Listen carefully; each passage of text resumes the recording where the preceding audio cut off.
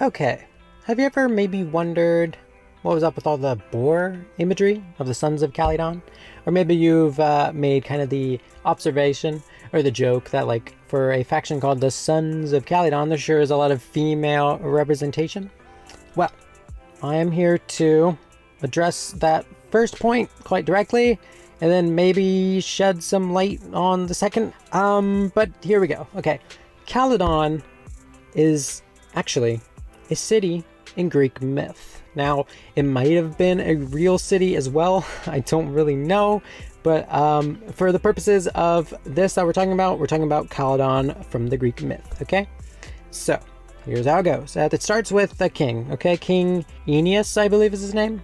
Or at least I believe that's how you say it. Aeneas is in charge of doing the rites to the gods and all that. That's where they do like a animal sacrifice or whatever in the name of, each god that they worship for, all their different reasons and whatnot. I don't know how routinely they do it, but they do it routinely, okay? And one of these times that they go to do their sacrifices, they forget to do one in the name of Artemis. Artemis is the goddess of the hunt. If you aren't familiar with her, what the hell? How are you not familiar with Artemis, right? But anyway, she's the hunting goddess. She's typically depicted with like a bow and arrow. Point is, she's a hunter, okay? She's a hunting goddess. Now, Artemis, being a Greek goddess, she has an ego, like they all do. And she gets incredibly insulted that she was left out from the sacrifices and all that, from the appeasement. And so, in retaliation, she sends a giant boar to wreck the city, just demolish it entirely. Okay, now it does exactly that. Big surprise. It destroys all the fields, all the homes, all that, and the king has to organize a hunt. He sends out a bunch of messengers to contact like every and any hunter to let them know that he's organizing a hunt. Whoever kills the boar gets to keep their hide and their tusks, which I guess would be worth a lot or something. Yeah, I mean, it's Greek times. Probably make some clothes out of that or trade it for some other stuff. Anyways, valuable things right there, okay? Boar hide, boar tusks. Anyways, a bunch of people end up participating in this hunt, but I'm only going to focus on two main hunters. Now, the first one is a male hunter named Meleager, I believe is how you say it. He's got some background info and some background like mythos and all that tied to him that I'm not going to go into. So you can look into it, I guess, if you want. Now, the second hunter is actually a female hunter named Atalanta. I am going to go into some of her background information because it is more pertinent to the themes that I'm getting at, or the conclusion and all that. Anyways, when she was born, her father actually abandoned her, like in the woods or something, because he wanted a son. So he said it and abandoned his daughter. She was found by a female bear out in the wild, and the bear decided to raise her. Yeah, there's Greek myth for you.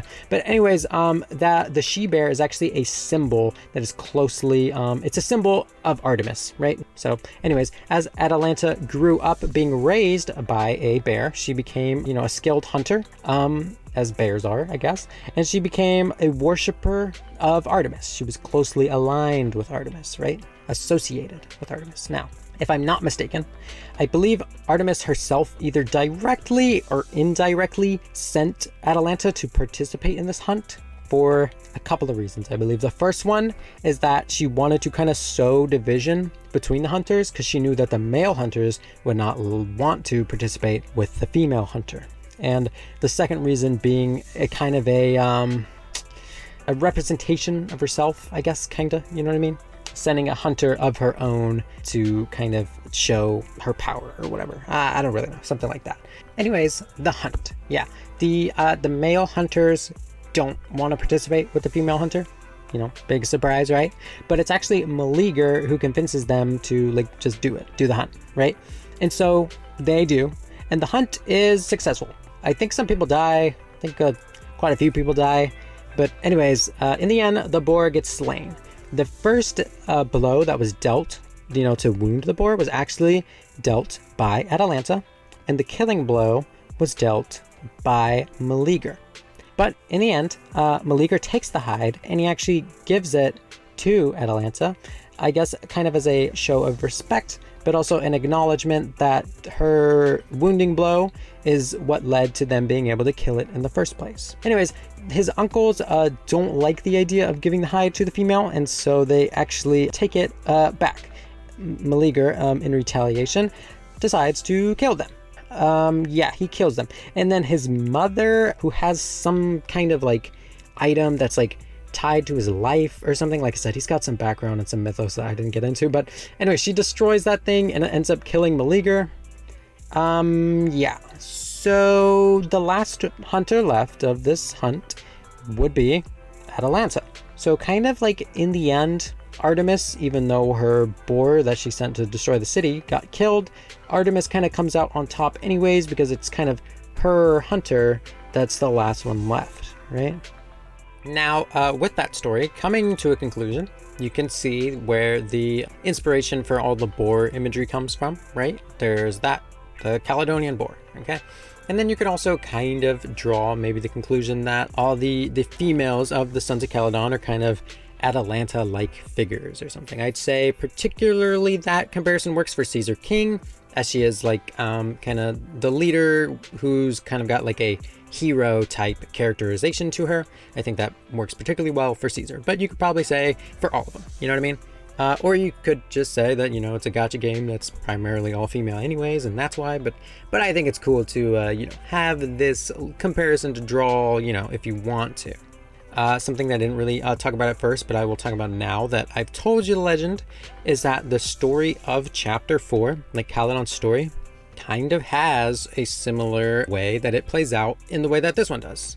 You know, if you think of Cinder Lake and the ether growth that could destroy like the oil field, you can kind of think of that as the Calydonian boar, you know, destroying the fields and the homes and the city and all that of Calydon in the myth.